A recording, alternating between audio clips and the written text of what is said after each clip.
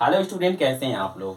तो हम पढ़ रहे हैं इन्वायरमेंट, और इन्वायरमेंट में हम पढ़ रहे हैं इकोलॉजी एंड इकोसिस्टम। तो इकोसिस्टम के हम प्रकार देख रहे थे, जहाँ पे हमने ओशियन इकोसिस्टम देखा था।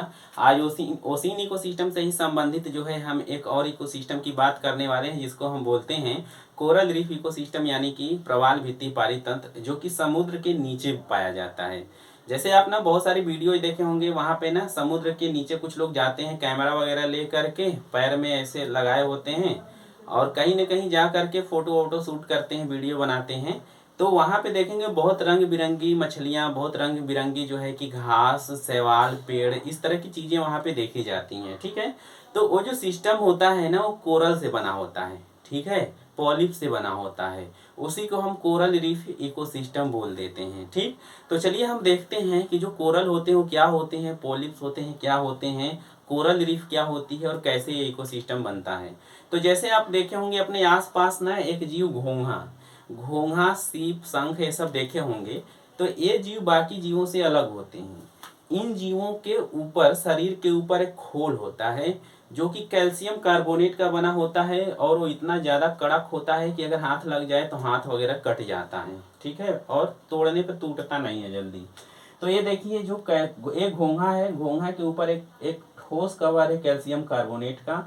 और इसके अंदर देखेंगे तो बड़ा ही कोमल भाग जो होता है, एकदम सॉफ्ट जो होता है घोंघे का शरीर होता है, वो उसी में छुपाए होता है। बस मूंछ निकाल के ऐसे ऐसे मिट्टी विट्टी खाता है घोंघा, जैसे कोई आता है तो छुप जाता है उसी में ना। इसी तरह से शंख, सीप, ये सब भी करते हैं। तो जो आप ये जीव देख रहे हैं ना, घोंघा, इसी तरह का जो जीव होता है समुद्र के अंदर खारे पानी में होता है, उसको हम पॉलिप बोलते हैं या कोरल बोलते हैं। ठीक है। और कहीं ना कहीं ठीक उसके ऊपर भी कवर होता है कैल्शियम कार्बोनेट का। लेकिन वहां पर सिर्फ घोंघा की तरह नहीं, वहां हजारों उस तरह के जीव पाए जाते हैं जिनके शरीर पे ऐसा कवर होता है। उनका साइज छोटे से लेकर के काफी बड़ा भी होता है। ठीक।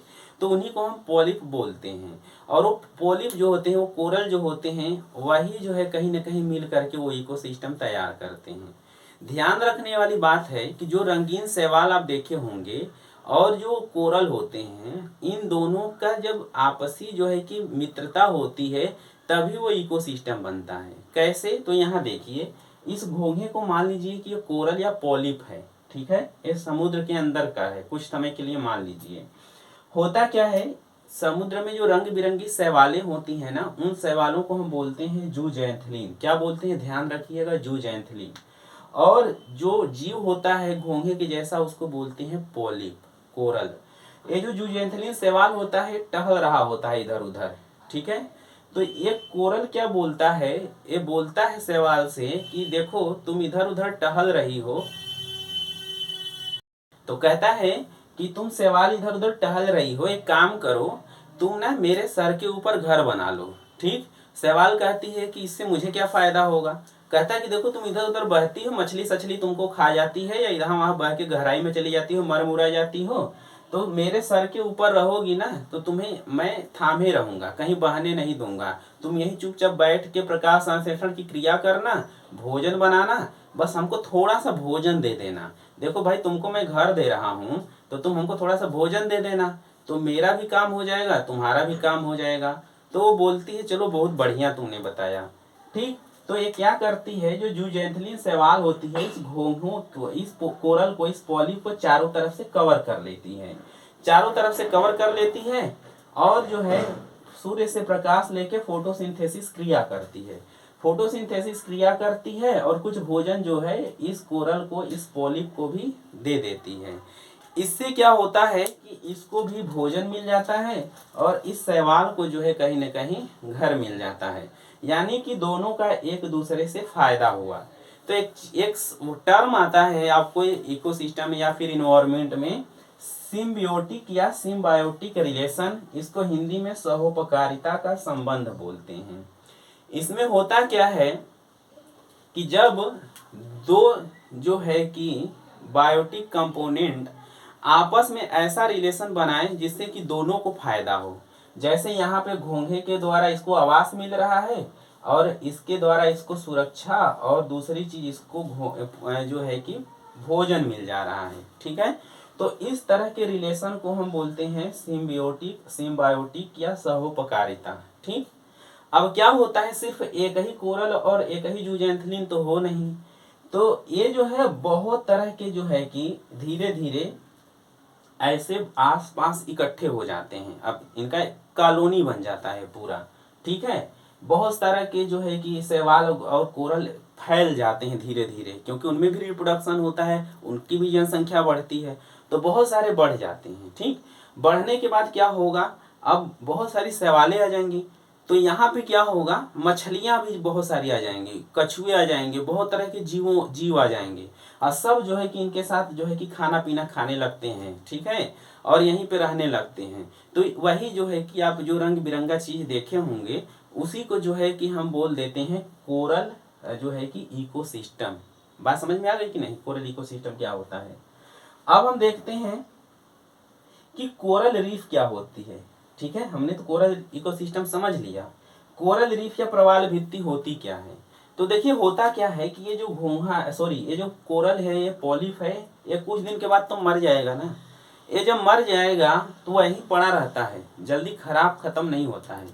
अब जब मर जाएगा तो इसके ऊपर दूसरा नया वाला कोरल आ जाएगा नई शैवाल के साथ, उसके बाद नया कोरल आ जाएगा नई शैवाल के साथ, ये मर जाएगा तो और आएगा। यानी कि एक दूसरे के कंकाल के ऊपर एक घर बनाते हैं, और इस तरह से एक बहुत दूर तक स्ट्रक्चर बना लेते हैं दीवार की तरह, क्योंकि भित्ति मतलब होता है दीवार, रीफ मतलब होता है दीवार। तो बहुत दूर तक जब एरिया बना लेते हैं तो उसको हम बोलते हैं कोरल रीफ। ठीक है, अब यहाँ बहुत तरह के जीव जंतु भी आ गए, बहुत तरह के जो है कि यहाँ पे शैवाल और जो है वनस्पतियाँ आ गई, तो कहीं ना कहीं ये जो इकोसिस्टम बनता है इसी को हम बोल देते हैं कोरल रीफ इकोसिस्टम। ठीक है, एक चीज और, इसको समुद्र का महासागरी वर्षावन बोलते हैं। ये जो कोरल रीफ इकोसिस्टम है, इसको महासागरी वर्षावन या फिर जो है कि ओशियन रेन फॉरेस्ट बोलते हैं।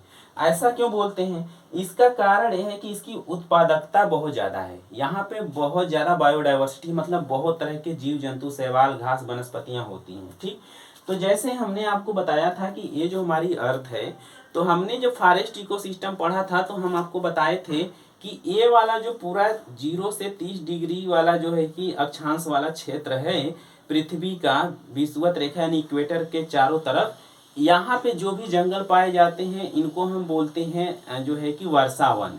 ठीक है, या फिर सदाबहार वन बोलते हैं। यहाँ बहुत ज़्यादा जो है कि बायोडाइवर्सिटी होती है, बहुत ज़्यादा बारिश होती है, यानी माहौल इतना अच्छा होता है कि यहाँ बहुत जीव जंतु आ जाते हैं, इसकी प्रोडक्टिविटी बहुत ज़्यादा होती है। ठीक है, तो ठीक इसी तरह की प्रोडक्टिविटी और डाइवर्सिटी जो है यहाँ इकोसिस्टम में पाई जाती है कोरल रीफ वाले में, इसी कारण से इसको महासागरी वर्षावन बोल देते हैं। इतनी बात समझ में आ गई।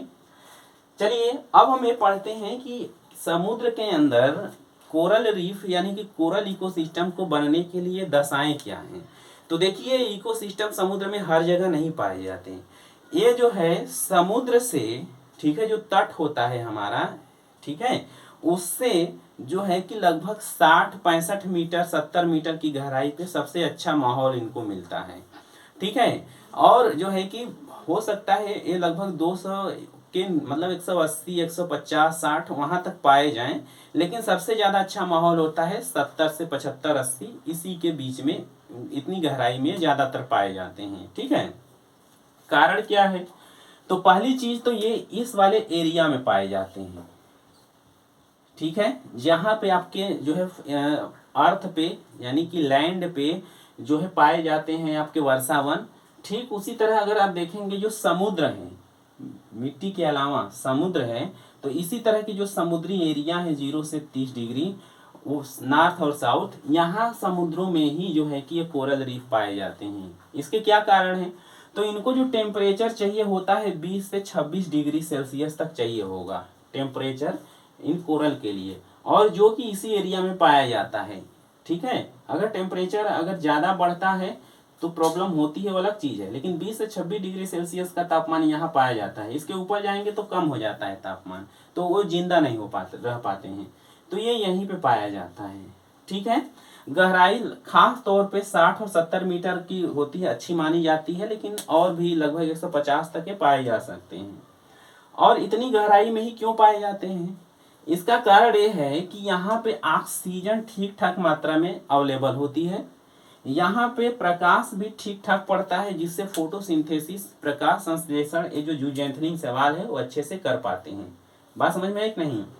एक चीज और ध्यान रखिएगा, जो लवणता है, ठीक है, जो साल्टीनेस है, जो ओसीन की लवणता है, खारापन है, वो 27 से 30 पीपीटी होना चाहिए, पार्ट पर मिलियन, सॉरी पार्ट पर 1000 पीपीटी को यानी कि लवणता मापने का ये है, ये परसेंटेज नहीं है, ये लवणता मापने का जो है यूनिट है, ठीक है, जिसको पार्ट पर मिलियन बोलते हैं, सॉरी पार्ट पर 1000 बोलते हैं।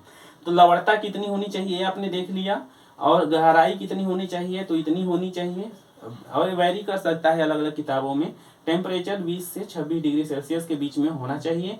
कहाँ पे पाया जाता है? तो उष्णकटिबंधीय महासागर में पाया जाता है, ठीक है, यानी कि इस वाले एरिया में। और ये पाया कहाँ जाता है? तो नैरेटिक मंडल में पाया जाता है, ठीक है। नैरेटिक मंडल कहाँ होता है? तो हम आपको बताए थे कि जब पढ़ा रहे थे, तो मान लीजिए कि ये हमारा भारत है, ये हमारा भारत है, और ये है हमारा हिंद महासागर, ठीक है, ये है हमारा हिंद महासागर। तो जब हम हिंद महासागर में उतरेंगे तो ये वाला जो एरिया है, जो ढलान से सटा हुआ, यानी कि जहाँ तक हमारी मिट्टी का ढाल गया हुआ है, इसी को हम नैरेटिक मंडल बोलते हैं, ठीक है। जहाँ प्रकाश पड़ता है तो हमारा जो ये जो कट एरिया किनारा है वहाँ तक पहुँच जाता है लाइट। उसके बाद का जो एरिया है इसको हम बोलते हैं पैलेजिक जोन, ठीक है, और नीचे वाले एरिया को हम बोल देते हैं बेंथिक जोन। तो नैरेटिक मंडल में जो है एक कोरल रीफ डेवलप करते हैं, ठीक। अब हम बात करते हैं कि टाइप्स क्या क्या होते हैं। हमने शर्तें देख ली, और हम अब देखने वाले हैं कि कोरल रीफ के टाइप्स कौन कौन से होते हैं, प्रकार कौन कौन से होते हैं। तो देखिए 3 प्रकार के होते हैं। एक को बोलते हैं फ्रिंजिंग कोरल रीफ यानी कि तटीय प्रवाल, दूसरे को बैरियर रीफ यानी अवरोधक प्रवाल, और तीसरे को एटॉल बोलते हैं, ठीक है। अब ये क्या होते हैं तो हम आपको बताते हैं। देखिए होता क्या है, पहले देखते हैं फ्रिंजिंग कोरल रीफ, ठीक है। अब फ्रिंजिंग कोरल रीफ यानी तटीय प्रवाल क्या होते हैं कि जैसे मान लीजिए हमारा भारत है, इधर अरब सागर, हिंद महासागर, बंगाल की खाड़ी है। यहाँ पे क्या होगा कि जो ये तटीय प्रवाल है, तट मतलब किनारा, और किनारे के आसपास जो कोरल रीफ होते हैं, ठीक है, जो हल्का लगे होते हैं अंदर अंदर तट से, इसको हम तटीय कोरल बोलते हैं। कुछ समय बाद क्या होता है, ये जो कोरल होते हैं ना, ये जो कोरल होते हैं तट से दूर हट जाते हैं, कट जाते हैं, ठीक है, ठीक है। तो ये जो है कोरल जो कि तट के पास हैं, इनको हम तटीय कोरल बोलते हैं। और जब ये कहीं ना कहीं कट जाते हैं, मान लीजिए समुद्र की धाराएं बार बार टकरा रही हैं तट से, तो धीरे धीरे कहीं ना कहीं ये कट जाते हैं, तो इसको हम बोलते हैं बोट चैनल। ध्यान रखिएगा, पूछा जाता है बोट चैनल क्या होता है। तो जब कोरल रीफ जो होते हैं तट वाले धीरे धीरे तट से अलग हो जाते हैं, तो इसको हम बोलते हैं कोरल रीफ का बोट चैनल, ठीक है। क्या बोलते हैं? Boat channel. अब देखिए ये कहाँ कहाँ पे पाए जाते हैं, तो देखिए ये कई जगह पाए जाते हैं। जैसे ये हमारा अंडमान निकोबार हो गया, यहाँ भी पाए जाते हैं। पाक की खाड़ी जिसे आप सुने होंगे, मैरीन इकोसिस्टम हमारा जो है, मैरीन की खाड़ी जो होती है, ठीक है, वो यहाँ पे पाई जाती है, ठीक है। तो ये जो मन्नार की खाड़ी है, पाक की खाड़ी है, ठीक है। और आप देखेंगे कि जो विजय दुर्ग है, आप महाराष्ट्र के साइड में देखेंगे तो यहाँ पे जो है कि एक विजय दुर्ग है, ये को कहीं ना कहीं यहाँ भी ये इकोसिस्टम पाया जाता है। तो इसको आप याद रखिएगा, ठीक है। अब जो है कि अब बात करते हैं बैरियर रीफ की, ठीक है, ठीक है। तो दूसरा है बैरियर रीफ यानी कि अवरोधक प्रवाल भित्ति, ठीक है। अब ये कहाँ पाया जाता है, तो देखिए ये जो हमारा इंडिया है, यहाँ पे देखिए ये जो इंडिया है, तो यहाँ पे अगर मान लीजिए कि कोई भी कोरल ऐसे पाया जाए लंबे में, यानी तट के समानांतर पाया जाए, तो ये क्या करता है, कहीं ना कहीं जो लहरें आती हैं टकराने हमारे तट से, तो ये पहले इस कोरल इकोसिस्टम से टकराती हैं, जिस वजह से तट पे इफेक्ट कम पड़ता है, ठीक। तो कहीं ना कहीं ये अवरोध का काम करता है, बैरियर का काम करता है, और इसी वजह से इसको हम बोलते हैं बैरियर रीफ। ठीक है, कहाँ पाए जाते हैं बैरियर रीफ? तो ये भी तट के किनारे ही पाए जाते हैं, लेकिन ये तट से थोड़ी सी दूरी पे होते हैं और तट के समानांतर होते हैं। जबकि हमने देखा था कि जो हमारे जो है कि फ्रिंजिंग कोरल क्या थे, ये कुछ एरिया में पाए जा रहे थे, ठीक है, लेकिन ये समानांतर नहीं थे। ठीक है, एक ही जगह पे इकट्ठे टाइप के थे, लेकिन ये समानांतर थे, इनकी लंबाई ज्यादा थी और ये बैरियर का काम करते थे, तो इसलिए इसको बोलते हैं बैरियर रीफ। ठीक है, ठीक है। उदाहरण में अगर हम बात करें तो ये ऑस्ट्रेलिया है, देखिए ये इंडिया है, इंडिया के बगल में इधर इंडोनेशिया मलेशिया है, नीचे ऑस्ट्रेलिया है। ऑस्ट्रेलिया के पास एक बैरियर कोरल रीफ है, ठीक है, इसको बैरियर कोरल रीफ बोलते हैं, जिसका नाम है ग्रेट बैरियर रीफ। क्या नाम है? Great barrier reef. ये जो है कि बहुत ही सुंदर दिखती है और ये कहीं ना कहीं बहुत दुनिया की सबसे बड़ी जो है कि बैरियर रीफ मानी जाती है और इसकी प्रोडक्टिविटी काफ़ी ज़्यादा होती है, टूरिज्म के लिए काफ़ी ज़्यादा फेमस है। तो ध्यान रखिएगा, बैरियर रीफ का एग्जांपल सबसे बढ़िया है ग्रेट बैरियर रीफ, ऑस्ट्रेलिया के जो है ईस्ट साइड में पाई जाती है। ठीक है, इसकी लंबाई लगभग 2300 किलोमीटर होती है, कहीं कहीं 2000, कहीं कहीं जो है कि कुछ मील लिखा होता है, 1.2 मील, ऐसे 1200 मील होता है या फिर 2300 किलोमीटर होता है। ठीक है, तो ध्यान रखिएगा लगभग 2200-2300 किलोमीटर होती है। चलिए, अगर अगला हम कोरल रीफ इकोसिस्टम देखें तो यह है एटॉल। ठीक है, एटॉल क्या होता है? तो देखिए होता क्या है ना कि ये थोड़ा सा समुद्र से दूरी पे होता है। जैसे आप देखेंगे तो ये मान लीजिए कि समुद्री एरिया है, यहाँ पे बीच में ही ना कहीं ऊंचाई है, ठीक है, यानी कि गहराई 50, 60, 70, 80, 110, 20 मीटर की गहराई है, लेकिन वहाँ पे टापू टाइप चबूतरा है, समुद्री टापू बोल देखते होंगे ना कि कुछ ऊंचाई तक ऐसे रहता है। ठीक है, और ऊपर मान लीजिए कि ये समुद्र है, तो यहाँ पे क्या होगा कि धीरे धीरे गोल अंगूठी के जैसा, घोड़े की नाल के जैसा, ये ना राउंड राउंड तालाब की तरह जो है कि बन जाता है कोरल रीफ। यानी कि आप देखेंगे तो साइड साइड में ये मूंगे, जिसको मूंगे बोलते हैं या कोरल बोलते हैं, ये आ जाते हैं और बीच में पानी रहता है। तो इस तरह जो सर्किल टाइप का जो हमारा जो है कि बनता है कोरल इकोसिस्टम, इसको एटॉल बोल देते हैं, झील जैसा रहता है ये। और आप देखेंगे तो इन एटॉलों पे जो है कई बार जो है ताड़ के पेड़ वगैरह भी उग जाते हैं समुद्र के बीच में। ठीक है, तो इनको एटॉल बोलते हैं। तो ये क्वेश्चन पूछ लिया जाता है कि एटॉल क्या है, तो एटॉल एक तरह का कोरल रीफ है, ठीक, जो समुद्र के खास तौर पे थोड़े से बीच में पाया जाता है और वहाँ पे जो है कि नारियल के पेड़ वगैरह भी उग जाते हैं। ठीक, और इसका आकार वलयाकार, अंडाकार, अंगूठी के जैसा होता है।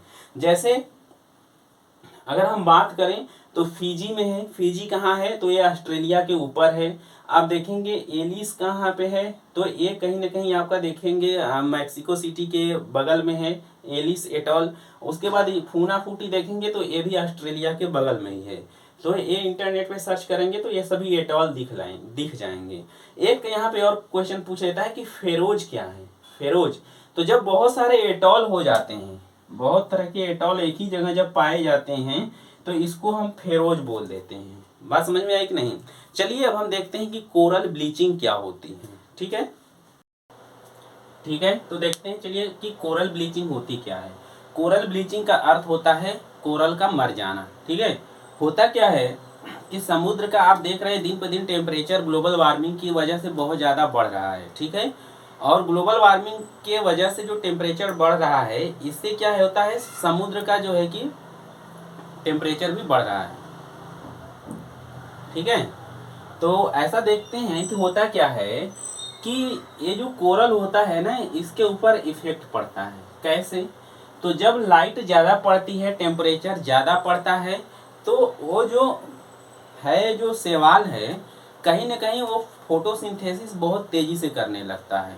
ठीक है, अब इससे क्या होता है कि जो ऑक्सीजन लेवल होता है, अब फोटोसिंथेसिस करेगा तो ऑक्सीजन बनाएगा, और जो कोरल होता है इसके अंदर ऑक्सीजन की मात्रा जो होती है इसके टिश्यू में ज़्यादा हो जाती है, जिस वजह से ये परेशान हो जाता है और कोरल को जो है भगाने लगता है। ठीक है, एक तो रीजन ये है।